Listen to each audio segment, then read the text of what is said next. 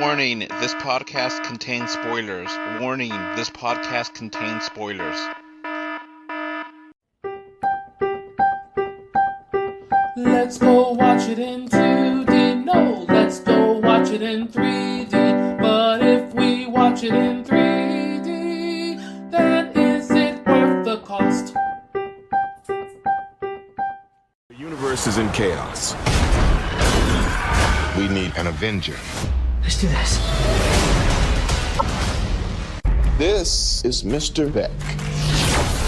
He's from Earth, just not ours. The snap tore a hole in our dimension. You're saying there's a multiverse? Awesome! Spider-Man Far From Home. Hello. This is Adolph Vega, and I have with me James. Hello. And Jake. Howdy, folks. And we are doing the spoiler cast for Spider-Man Far From Home.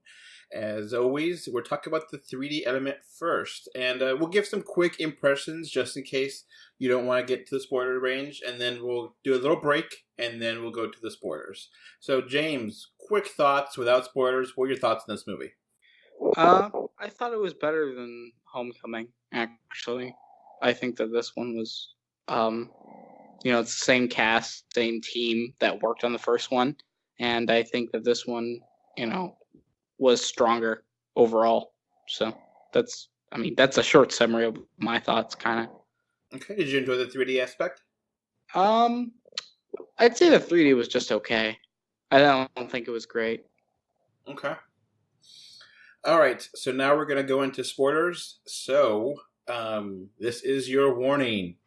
Warning, this podcast contains spoilers. Warning, this podcast contains spoilers. All right, we're back. So, Spider-Man Far From Home starts off right after the events of of Endgame. We don't know how much time has passed between Endgame and this movie, but I'm guessing like maybe a couple months, if that. You know? Mm-hmm. Yeah.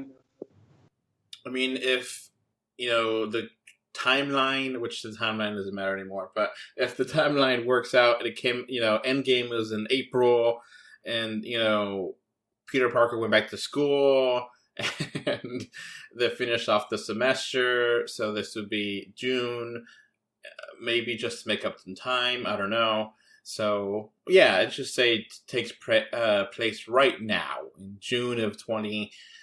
July of 2019. That seems like a fair... It's in the future. Oh, yeah, yes.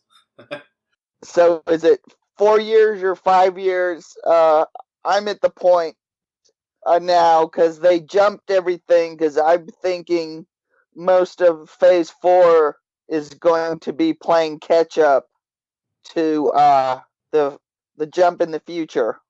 Yeah, and the jump of the future for the first Spider-Man. Remember that, James? How that pissed you off back then? Yeah. Oh, it was wrong. It's just wrong. They just messed up the timeline. So, when my mother notices it's wrong, and she's like, when's Batman going to be in one of these Avengers movies? So, where do we start off with this movie? What's the first scene? Is that the scene with the little speech and Spider-Man in front of the kids in the class, or is it a little before that? I don't remember exactly. James, do you remember exactly when the movie starts? The first scene? It actually starts right after where Endgame ended, basically. Yeah, it starts with Whitney Houston singing a Dolly Parton song. Yeah. And then, Spider-Man's, doing a speech and trying to raise money for all those affected by the blip, which is what the kids call the snap because they don't know. Yeah. Yeah, I kind of liked that they had a different name for it.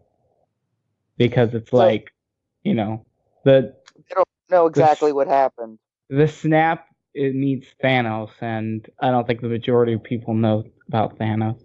Yeah.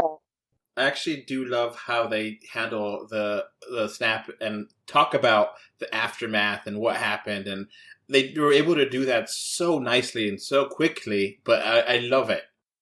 Yeah, it also has some pretty bad implications. Yeah. How the fact that it's all these kids are now older than other kids, so yeah. And I loved Flash trying to buy booze because his ID said he was 21. Yeah, and like it does explain some things that we've kind of wanted. To what happens? They just come back where they were, and yes, they come back exactly where they were, and they have like this great little scene in the marching band, and like they're practicing in the gym, and yeah, they just ram into each other because they just pop back into existence, and Yeah. it's cool. Cool. And this scene was kind of weird because like that it's like a news like a school news report. And this whole scene was in 2D, which is really kind of weird because like the scenes in the actual movie were 3D, but the rest of that was in 2D. Did you notice that? Mm-hmm. Yeah, actually I did. Thought that was kind of weird. It was a decent way to signify this is not in the present. This is talking about the past, but it was a little bit off and on, coming back and forth. Yeah, they kind of did it in their own way. So we get to, Peter's getting excited and packing up, and he has a speech, or SpiderMan has a speech in front of, trying to do a fundraiser for all those affected by the blip. And it's actually kind of a smart way to, it's like, hey, this affected people's lives, and they don't know how to get back to where they were. And, I think some people said, I forget the person, but it's like, oh, I came back and my little brother's not older than me, and it's all out of whack, Yeah, they really do kind of play up the whole thing, and I thought that was pretty cool, actually. Instead of just ignoring it like the Marvel series are going to do. Mm-hmm. So we have like the speech with Spider-Man in front of everywhere, and he's really awkward, but I kind of like how awkward he is. Yeah, I get the feeling he just doesn't really have anything meaningful to say, and so he's like, you know what I mean. And Happy's back there with Aunt May, and Happy tells Peter that Nick Fury is going to call, and Nick, because he wants him to be the next Iron Man, which is a big theme of this movie, which I think you worried about and talked about, James, that you're really worried about the movie being, Spider-Man being new Iron Man. Basically, weren't your worries a little bit confirmed watching the movie, or no? I mean, yeah, but I'm pretty sure that the reason I've come to the conclusion that the biggest reason behind his connection to Iron Man is to basically force in the fact that Spider-Man is in the MCU, and so that Sony basically can't take it away. That's the way I view it. I think that entire thing where Spider-Man is connected so heavily to Iron Man is just basically Disney enforcing that, putting their flag down and saying that, okay, this Spider-Man is ours. That's the way I see it, honestly. Yeah, it's a smart move. I mean, I hate it, but yeah. Yeah. Well, I also kind of read it like this. Remember when Steve Jobs died? Everybody just like, we need the new Steve Jobs. Yeah. Everybody at Apple became the next Steve Jobs. Elon Musk was the next Steve Jobs. I mean, it was insane. And I think that's part of what's going on in the MCU is Tony Stark is dead. So now we need the new Tony Stark. It's more meta too when you think about it. Exactly. It's not just like, oh, well, Tony Stark is gone. It's more Robert Downey Jr. is gone, and now we need kind of a new face for the MCU. And so, I don't know. That's just it's the thing is that I hate when corporate meddling that's what it reeks of.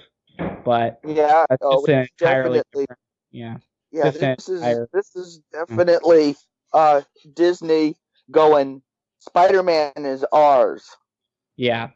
And, I think it's fun just to how they do things, how they kind of frame it and just keep that in there, because they did mention that, all the Avengers that are dead and they include Captain America. And you kind of, when you look at it that way, you're like, oh, wait, Captain America's dead. Iron Man's dead. and Black Widow's dead. So yeah, most of the Avengers are dead now, according to the public. So there isn't that many people, and Doctor Strange is, I guess, an Avenger, but not really. They probably don't know him. He's not an official one. And he's probably having his wacky, crazy adventures, and doesn't have time for our mortal things, And they probably don't trust Thor. Yeah. And, they know Thor is... It was fun that Peter said that Thor, they study Thor in history and science class. And it's like, that's really cool. That's interesting, Yeah, it's history. Now he's physics. They study him in physics. So, yeah, Thor's off-world. And, before, they were thinking that that would be the last Thor movie, but...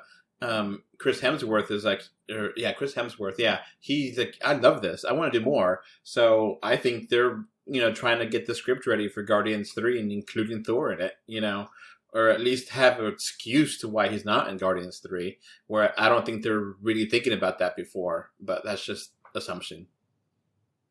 Yeah. Well, I would say a lot of what was going on with having Thor and Guardians is there to cover your ass if the whole James Gunn situation didn't shake out the way it did.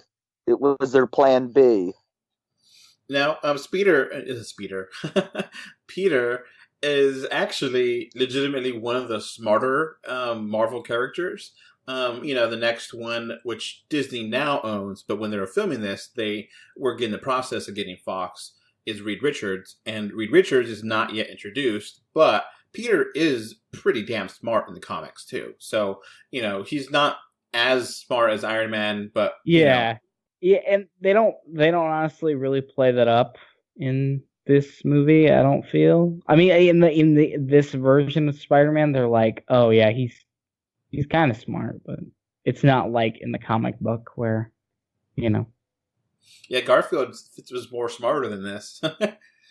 Yeah, well, in this version, Peter's supposed to be 16, so he doesn't have the life experience yet of the other cinematic Peter Parkers. Yeah, it comes into play, especially when the whole calls out the drone, because if he had been thinking at all, he would have not done that.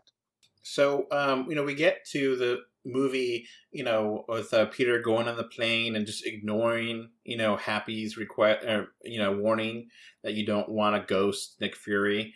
And, he gets to go to Europe for a school vacation, which, damn, that's pretty awesome. School vacation, school trip. I've never been that rich or known people to be that wealthy to go to Europe for, school. But that's just me, I guess.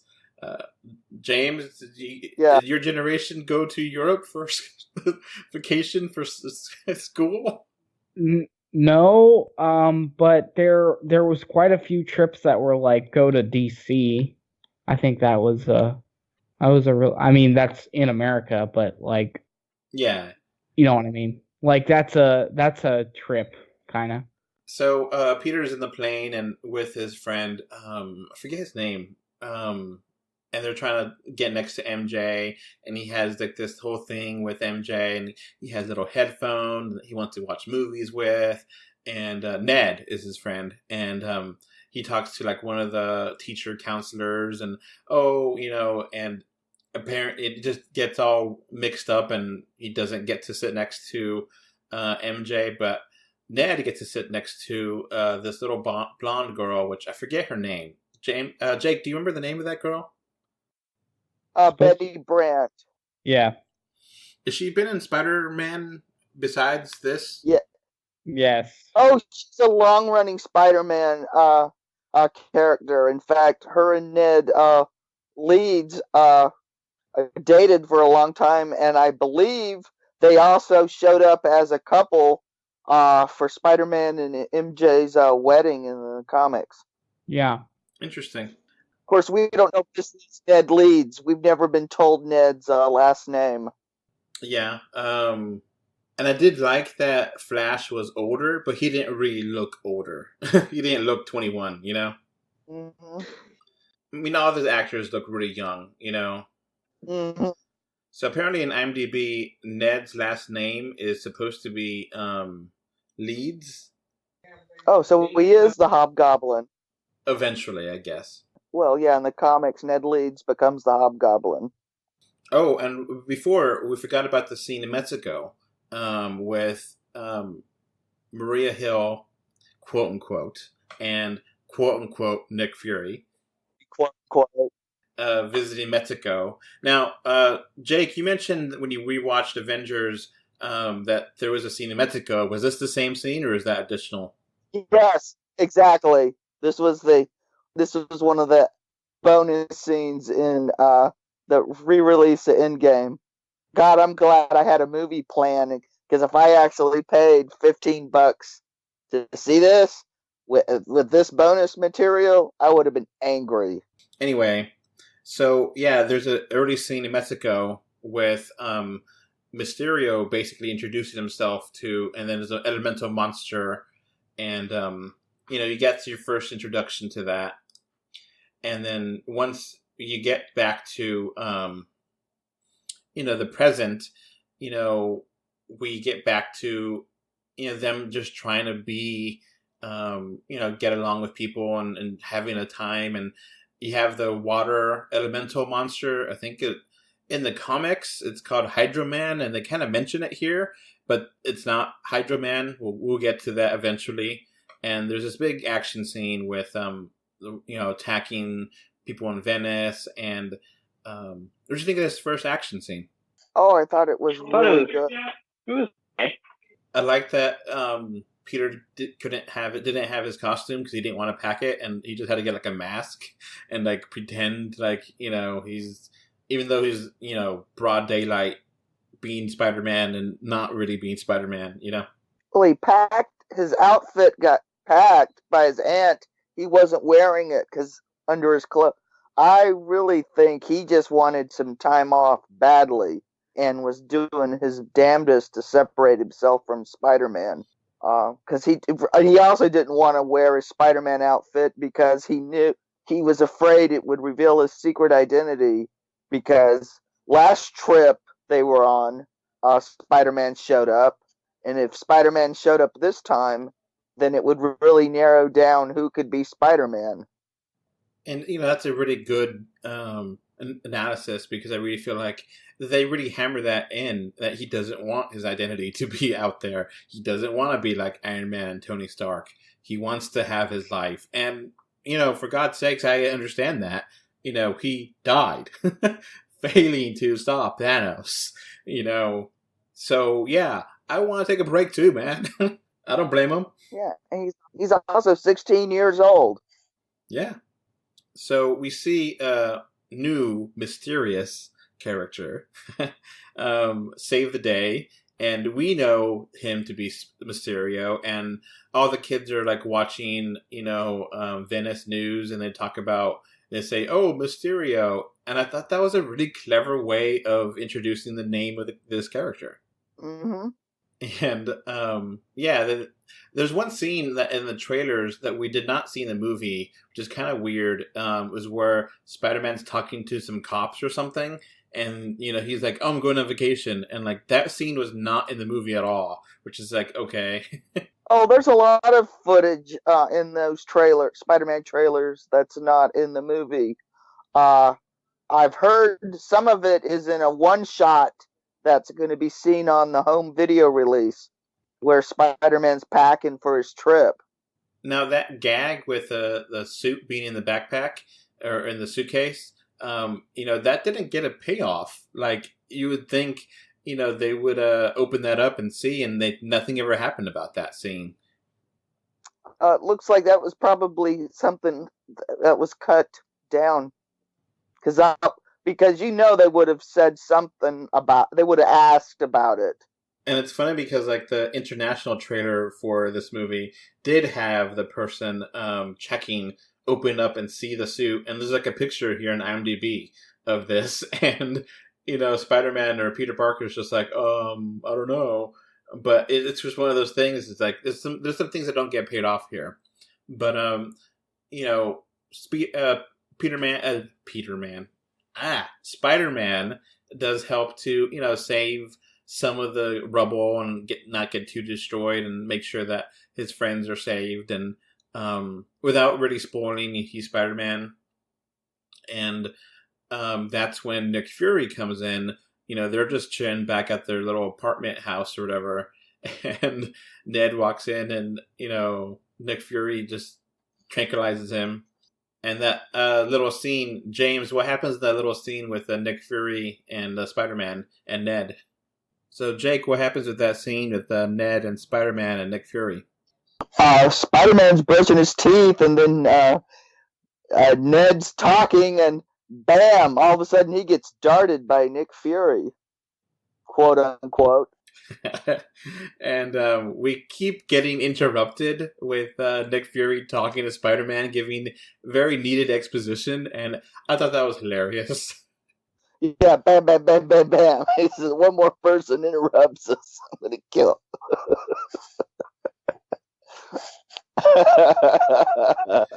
So like, all right, just meet us here, and then they go meet there, and that's when, you know, Spider-Man's like, oh, you're Mysterio. We saw you on the TV. It's like, oh, Mysterio, and like he didn't know his name, and it's like, I like it, and he explains what the reason why he's here, which is that Mysterio is from another world. What number was that world? Dimension, it's 83, was it 833? It's the world of Spider-Man UK in the comics. And 616, that's always been Marvel's shorthand for our world, or the Marvel Comics world. I was hoping that they would keep with this, and then eventually do have you know, Spider-Verse meet up with this Spider-Man, but I guess not. But it's actually a really cool idea, and it's what I wanted. You know, that there was consequences from the snap being undone, and that the monsters are out and they're helping people. And you know, I like this story, and I was kind of disappointed when, you know, it's like, oh, this is fake news. Yeah, well, that's Mysterio. He's a liar. Yeah. And they make Mysterio look badass. I love his suit. Mm-hmm. Even the fishbowl is cool. Hey, when I was a kid, I loved Mysterio. I think it's because he was the easiest Spider-Man villain to draw. Use a nickel and you can get that fish head. Just perfect, that fishbowl. And like, it's you know, we're joking around here, but we both know, you know, Mysterio's powers of how he handles those monsters. It doesn't like make any sense. He never says, "Oh, what's you know, what's going on here with what powers does he have?" Because he doesn't say, "Oh, I have, you know, X power or whatever." He just says he's able to control that, and he's able to do things with it, and he doesn't explain what he does, which, you know, is actually a nice little clue toward later in the movie, you know? Mm-hmm. And Spider-Man walks away. He does not want to be part of this. He wants to just be part of his thing. And it was just kind of nice to see this, that he is not trying to abandon his role as a superhero. He just wants to have a vacation, for God's sake. Yeah, let the kid have his vacation. Because obviously, the 5-year snap, he wasn't, like, doing anything. It just was lost time. He wasn't on Tahiti. I heard it's a magical place. So, yeah. And we get that there's another attack of Elemental here. Or, no, we get... What's the next scene, Jake? With the glasses, right? Mm-hmm. Yep. That Nick Fury gives Peter Parker the glasses that Iron Man used to wear, and those glasses actually hook up to a computer and give him access to Tony Stark weapons, which is kind of amazing and crazy. Yeah, he has access to all of Tony Stark's tech, and the personage, the voice is Edith, which is Tony. You know, you gotta love Tony's anagrams. Even in death, I'm the hero. Oh, is that what it stands for? Yeah, even dead, I'm the hero.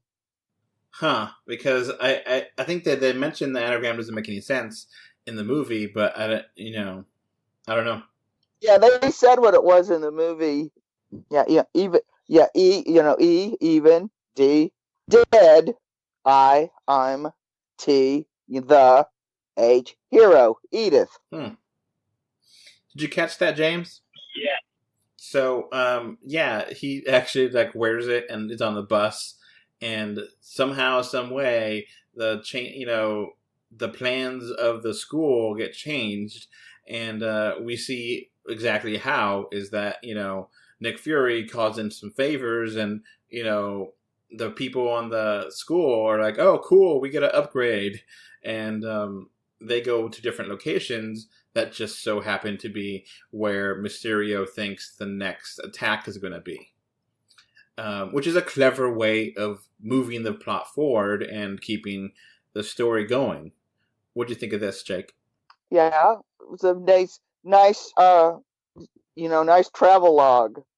Only thing missing was a cameo with Matt Damon singing "Does Scotty Know?"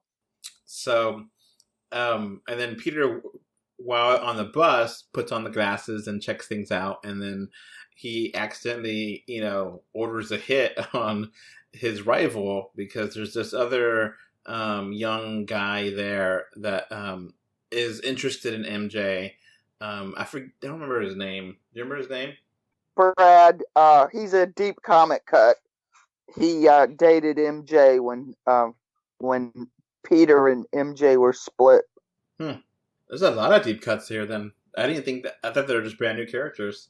Oh, there's enough Easter eggs and deep cuts in here to you could watch this a dozen times and probably not catch them all. I mean, I caught a few, and some after I gave my review. Just shared notes with people on the internet and discovered some others. So there's lots and lots to catch, especially with the license plates. So there's nice gag where Peter stops the missile from coming in, and he gets they have a break where they go to the bathroom, and one of the people for Nick Fury, quote unquote Nick Fury, like, here's a new suit, that way people don't know that you're the same person, and we'll be heading over to Prague for the next journey, the next part of this trip. So that's where Mysterio thinks there's going to be another attack. And, there's a very elaborate Prague scene with like this light festival that looks really cool. It's like, I want to go to that. But then they have like an opera thing, and that's the way that Peter can escape for a couple hours and help Mysterio out. And, MJ actually just wanted to be with Peter, and MJ is actually a really good character in this, and I really like her.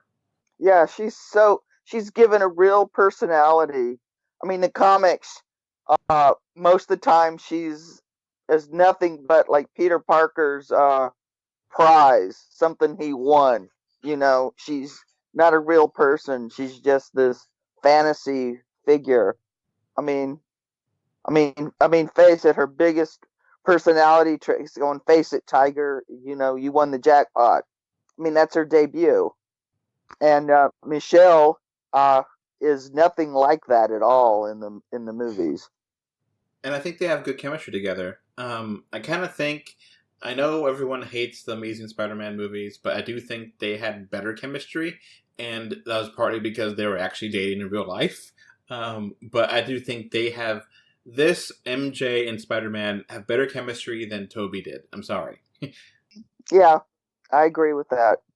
I mean, Tobey Maguire nailed lots of aspects of Peter Parker, but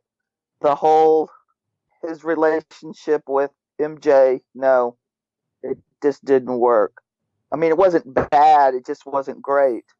So we have a new fire monster that's attacking Prague, and Spider-Man with the black suit is there, and Ned is there on a Ferris wheel, and this makes a big scene where Ned has to be rescued by Spider-Man, but Ned's actually pretending that, oh, that's not Spider-Man, that's Black Monkey or something, right? Night Monkey. I was surprised he did not say, oh, that's probably Black Panther. That would have been hilarious, but Night Monkey was kind of hilarious too. I mean, kind of like Peter Tingle. Yeah, so the Peter Tingle, is something that they are talking about, and we wondered about this for a long time. Where the hell is Spider-Man's Spidey sense? And it wasn't in Homecoming, really. And it was briefly shown off in Infinity War when he was on the bus, but it hasn't really been a big part of this. And eventually, he's struggling with this as a kid. He struggles in puberty and eventually gets it. And I thought it was actually pretty cool that he was able to, finally kind of sense his powers and stuff. And, but they kept messing with him and saying, oh, that's your Peter power, right? Or the Peter Tingle, which is vaguely inappropriate, just enough to get snickers out of little kids. It is funny. So, Mysterio, saves the day with the fire monster, and Ned and everyone's safe, and they're having drinks at a bar, and Peter's like, "Oh, I'm not 18, I'm not 21," and I was just thinking in my head, "You're in Europe. That doesn't matter." Yeah. I think most parts of Europe are 16 or up. You could drink alcohol, if not 13 or something. Yeah. I don't know. Last time I was in Europe, I was too young to drink, even though a lot of restaurants did serve us a really low alcohol wine because the water wasn't suitable to drink, and they really weren't doing soft drink, like colas and stuff like that. And, Peter is talking to Mysterio. I'm like, oh, yeah, I think you're going to be better at this power thing than me. I don't want to do this. I'll give you the Edith power. And, people need a real superhero, a real adult, and you could handle this. And he's like, oh, thank you. And he gets the glasses, and Peter walks out, and everyone's like, cut. And the whole thing was a setup with holograms, and Mysterio has a big team of people there, and he was there trying to get the Edith powers, and apparently it's been a long game with Mysterio having works with different people from Iron Man 1, and it was actually a really damn good reveal. Mm-hmm. He sold it really well. Yeah, I thought that it was cool how they retconned in the whole scene from Civil War, and it made it that was Iron Man story as well as Spider-Man story. Yeah. Also adapting holograms as his illusions is probably the best method to visually kind of make it allowed to make sense, because in the comics more just smoke and mirrors, practical effects, and I think that would be kind of hard to do in the movie. So yeah, it kind of worked out. Yeah, it's a smart, fun way to update the character and make him relevant. And then, we know, because we're Spider-Man fans, Mysterio is a bad guy. We all knew this going in. We kind of had suspicions, but we all knew this because that's who he is. I was thinking that they wouldn't do a Skrulls and change things up, but, we knew that this Mysterio was a bad guy. But how the twist got there really worked out, and how Gyllenhaal was able to really connect with Peter Parker is great. Jake Gyllenhaal is fantastic as Mysterio. Mm-hmm. Yeah, like I said, he really sold it. In fact, he even had me halfway convinced that he might actually be a good guy. So, with all the Spider-Man villains, which one do you like the most? In the movies or the comics? The movies. I think so far, Well, I really like Willem Dafoe as Green Goblin, but I also really like Jake Gyllenhaal as Mysterio. So to me, that's a tie there. Yeah, I think that he really does well adapting the character because Mysterio in the comics is a massive liar. He's he's a professional stuntman in the comic who made all of his own practical effects, and so kind of he's a little bit different, but it's a nice way to update him, I guess. So I liked it, and I like that. I like that the twist was sort of something that only comic fans would get. My friend was like, "Oh, there's no way Mysterio is, telling the truth. He's a liar." And I was like, "Yeah, you're probably right," and he was right. So I really like that. Yeah, Mysterio now has the power of Edith, and he now has all these things to help make holograms. And Mysterio's ultimate goal was to basically control the narrative and become, a superhero by not really being a superhero, but by giving the illusion of being that. And it was actually really topical for, fake news right now going on in the world. Mm-hmm. And it also ties into the mid-credit scene, too. Yeah, we'll get to it. Yeah, I know. I'm trying to keep not spoil it till we get to it.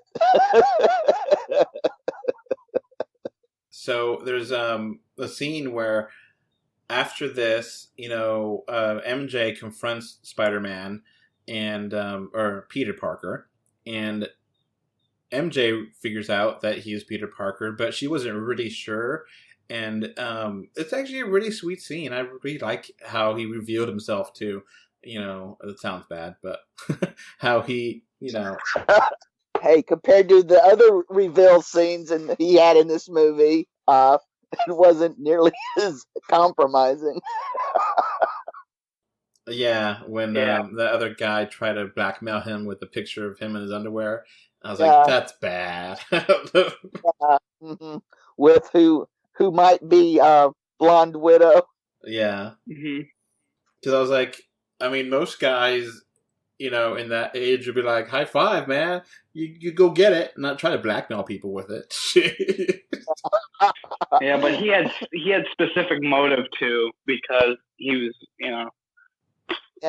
he knew what was going on, so he wanted to get MJ, and then of course he gets into trouble for taking pictures of people in the bathroom. Yeah, I thought that was pretty funny how he worded it so that he would get caught. That was pretty funny. Yep, that was pretty funny. That was a great delivery by MJ to spin that around on him, Mm-hmm. And eventually, Weird Al, not Weird Al, that they figure out what's going on, and it's like, oh, we have to get back because now Mysterio has all the powers, and we got to go. We got to be safe, and we got to go back to England. And they go, England is the next destination. Nick Fury, is one step ahead, or quote unquote Nick Fury. Sure. I have to think Nick Fury even arranged the whole Euro trip because hey, when I was in school, we could either go to Florida or Washington, D.C. There was no Europe on the map. Just saying. Yeah. So, that's when you have a fight with Spider-Man and eventually get to the fight with Mysterio and Spider-Man. And that fight was awesome. With, Mysterio using his powers to, give Peter Parker a trip in his mind and, knowing that Peter Parker knows the secret and, Mysterio knows that Peter knows, and having that big last monster attack England and having everyone, say, the whole gang in, the crown jewels of England and making sure they're safe, and, that whole, dream sequence is just magnificent, especially the part with like Iron Man coming out of the grave. Oh, that was awesome. Oh yeah, zombie Tony Stark. Because that is Mysterio from the comics. He does those trips, those psychedelic kind of trips to the character, whoever he's fighting, to make them out of it. I think one of the better stories is with Daredevil, because he can't see it, but he still could have the illusions, and it's fun. Yeah. And in the scene, it looked like Spider-Man was about to get run over by a train, and I was kind of surprised that Mysterio just didn't kill him off. Probably thought he did, manipulating him to step out in front of a train. And they have another fight scene with quote unquote Nick Fury saving the day, and then that's all another illusion, and it's just really getting multiple layers of like Inception, kind of illusions with Mysterio controlling the reality and what is going on. And I thought it was really well done and really fun and just visually awesome, and some of the best 3Ds here. Mm-hmm.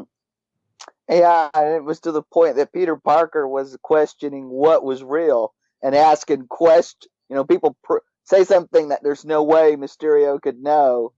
So eventually we do get the ultimate climax here where Mysterio and Peter Parker fight, and Peter is able to use the Spidey senses finally, and to avoid everything going after him. And, by circumstance, there's something that hits Mysterio, and it looks like he's going to die. And then it's actually another illusion. And it was just like, that's just a magnificent scene there. I love that whole sequence. Mm-hmm. So that was pretty cool, too. Quote unquote, Mysterio die on camera. What do you guys think? Is Mysterio really dead? Yes or no? I don't think he is. Nope. I personally believe that was also part of his plan, like to appear dead. And then, from what I've been hearing, like they're kind of trying to have their own Sinister Six movie, and I think it would be unwise of them to say that he just died from a bullet. That's kind of lame, Plus, another thing too is that footage that was released in the mid doesn't appear to be something he recorded, like right before being shot. It looks like something that was like made afterwards, like as in after he supposedly died, he recorded that. That makes sense. Yeah. Yeah. No, it does. Like as in he's faking dying, and basically, you know what I mean? He's like, I'm dying, Yeah, it could be some of those things where Mysterio, quote unquote, died for the camera, and he had his henchmen resurrect him right after that, and then he wasn't. It was maybe unconscious, but and I don't think that has been even confirmed yet. See, here's the thing: like they didn't kill off Vulture, right? They didn't kill off Shocker. So like, realistically speaking, they only need like 2 more members to make Sinister Six. So I don't know. Venom. I don't think they'll have Venom be part of it. Maybe they'll have Hobgoblin be part of it, like in the 90s. Yeah, that would be awesome. Yeah.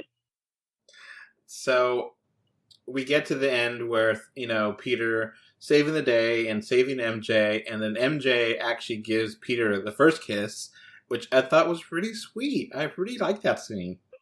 Yeah. Yeah. Jake, what you thought? They have a lot more chemistry together than Zendaya had with Zac Efron in the Hugh Jackman circus movie, which name escapes me at the moment. Yeah. My name is Devin. I'm 22 years old, and I'm from Salt Lake City, Utah. So yeah, we get back, and after we get back to the U.S. and the other kid is he's now lost because the picture is no longer there on his phone, and Edith took it off the camera, and Ned is no longer with the girl because I guess they broke up, which was kind of a weird thing. Why can't Ned have the girl too? Yeah, I thought that was kind of weird, but whatever. And we see them swing around New York, and happy ending. Well, except the fact that that MJ, this Mary Jane, is scared to death swinging around New York. Oh yeah, she was scared, which I thought was funny because they've never really done that before. Like they've never really whenever like Superman or whatever, or like is flying somewhere around, or they always act like, whoa, this is great. Yeah, and it was like scared for her life. Does not want to do that again. Which is understandable. I actually would think it'd be pretty cool. I would trust Spider-Man, I would trust Superman to fly me somewhere too, but I would still be a little bit scared, I would not trust a kid who sends a drone strike after a romantic rival. Yeah. Just saying. That was pretty funny. So we get, we have a little credit break, and we get back to the post mid-credit scene, and that mid-credit scene is pretty damn awesome. Jake, you've been teasing this the whole time. What happens in this credit scene? Well, MJ and the big swing. So Spider-Man is in Times Square. MJ is kind of trying to act like thanks Spider-Man, kind of like they don't really know each other, and a little news clip shows up on the Jumbotron from the dailybugle.net, and it's Peter Parker is outed by J. Jonah Jameson, played by J.K. reprising the role. This time he's kind of more of a Alex Jones conspiracy type. Yeah, pretty cool. Mm-hmm. That's a neat way to adapt him, because the whole newspaper angle isn't really gonna fly anymore. Mm-hmm. Yeah, and Peter Parker would not have a job as a photog for newspaper. So yeah, that's kind of unfortunate. I wanted him to work for J. Jonah again. I thought that was sad. Yeah, but I understand why they. I imagine that was kind of Sony, maybe a little bit, kind of going. Yeah, maybe. And also, I've heard a couple of people at Marvel say, 16-year-old kid would not have that job today. That job basically doesn't exist anymore. Yeah. I mean, newspapers barely exist. Yeah, I mean, newspapers barely exist. Yeah, and photography isn't really something you can do anymore, I guess. Mm-hmm. But I mean, he could be an Instagram model or something, influencer. I mean, the only thing I did not, I thought it was a good twist, but the only thing I would have liked earlier is if the J. Jonah would appeared as in someone was watching him or something. I felt that it was kind of, I think it's supposed to be out of left field, he just appears. But I thought it would have been better if maybe Ned was watching him during the trip and was like, this J. Jonah guy is pretty crazy, or something like that. No, I kind of liked it more as a mid-credit scene. I think it was perfect. The audience I saw it with, they went absolutely insane. Yeah. Oh yeah, I clapped. Because they knew the actor, they knew the character. They just went insane. Yeah, I also like how he isn't wearing a hairpiece, because that's a good way of like depicting like an kind of an alternate, version of the character played by the same actor, basically. Yeah. Mm-hmm. Yeah, and also kind of give him more of the Alex Jones vibe. Yeah. And, he just is perfect for that role. I mean, he was perfect in Spider-Man, the Raimi trilogy, and he defines that character so well. You cannot divorce him. It's just like, it's just like Christopher Reeve and Superman. You cannot take it away from him. He's always going to be Superman, Yeah. It's just one of those things just so perfect. He defines that, And this isn't unprecedented. I'm trying to remember. Yeah, George O'Hanlon. He played Dagwood Bumstead. In fact, I don't think anybody else ever played Dagwood Bumstead in the Blondie adaptions on TV or screen. And Ralph Byrd was so identified with Dick Tracy when he played him in the 30s. I don't think anybody else played him until Ralph Byrd died in the 60s. That was a great secret. I'm so glad that was not spoiled for me before I watched this movie, Yeah, like I said, that just got the crowd. And they were like, and then they were like going, then some people were leaving, and then other people shouted, "We got one more at the very end." Oh, but we didn't say what he even did. He reveals his secret identity. Yeah, that I don't even think anybody cared when they saw J. Jonah Jameson. It was like, oh, okay. Now, but this is I'm excited about. And it kind of ends just like the first one did, Homecoming, with OF. And Yeah. And that's a fun way to not say the F word, but kind of say the F word, and just kind of end things in a fun way. Yeah. And then the world's longest credits. Yeah. Because I knew there was another scene coming. But then I'm just, the wait, oh God, it was excruciating. But, oh man, the pay. And I thought the crowd was nuts over Jameson. It was nothing compared to Maria Hill, Nick Fury, quote unquote, Reveal. They went nuts. Yeah, I did not see this coming either. This was a huge revelation, and makes sense where Captain Marvel is, coming out now. It's like, okay, but now, so... Yeah, that movie finally got a payoff. So Maria Hill and Nick Fury go back to being Skrulls, and they call Nick Fury up, and Nick Fury is in like this hologram beach, which I thought it was Tahiti, and I was like, oh my God, they're going to connect to Agents of S.H.I.E.L.D. Or, It looked like Tahiti, and it was like, oh shit. And then Nick Fury's, and he's like, what's going on? And then he's like, oh, it kind of went south, and we gave him the glasses, and yeah. And now you're thinking, he's taking this big, complex, how long has Nick Fury been Thanos, I think it is, right? Yeah, from Captain Marvel, and it was his wife was portraying Maria Hill. Like, have we ever met Nick Fury? Since Captain Marvel. Yeah, but I think that's what we're supposed to think.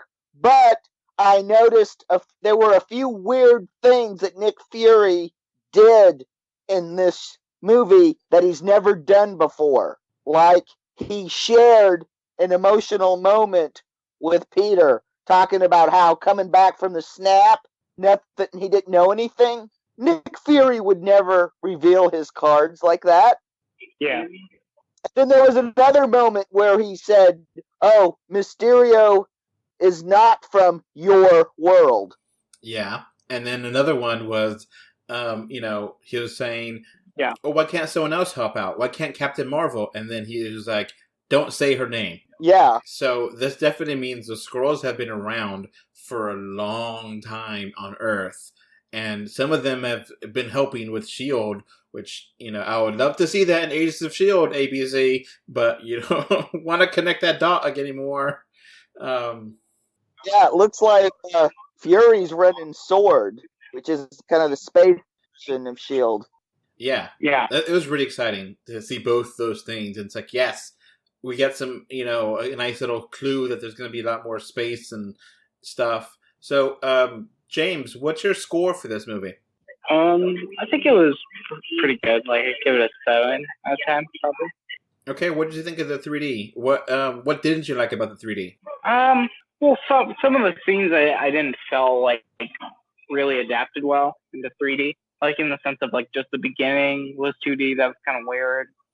And then, just, I don't know. I thought it was just good. It wasn't bad, but... Okay. I kind of understand. I enjoyed it, too. Jake enjoyed it the most of all of us. Jake, what is your score, and what are your thoughts on 3D overall, too, while you're here? Okay, I gave the movie, I rounded up to a 9.